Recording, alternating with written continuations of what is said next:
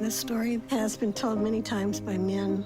Now's the time to talk about our own story from beginning to end, because we lived and so many people didn't.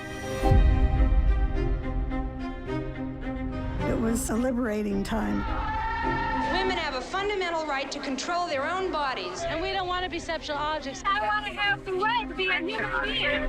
I was the first female television reporter in Utah.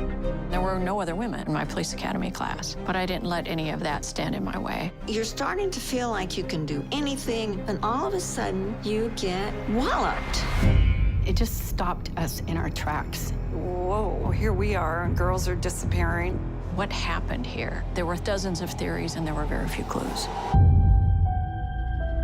It was my first night that I went out dancing in Seattle. He said his name was Ted.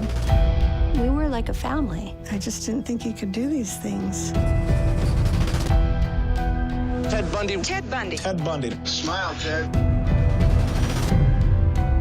Women like us, women that have been attacked, women that are survivors, they keep their secrets to themselves. But not any longer. I fell in love with him from day one, but there are all these coincidences. I couldn't let it go.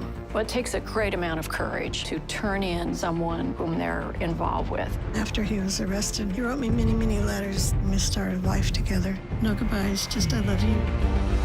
A lawyer's dream is to represent somebody on death row. I had joined forces with a guilty and remorseless killer. Ted Bundy wasn't a Charles Manson type person. He was the guy next door. That moment, I realized how so many girls went with him. I feel like speaking out because women's lives are still secondary to men and somewhat expendable. My daughter's What'd you missing. do with the bodies? Disappearing. A little girl was murdered. I'm hoping that this is the end of anything related to Ted.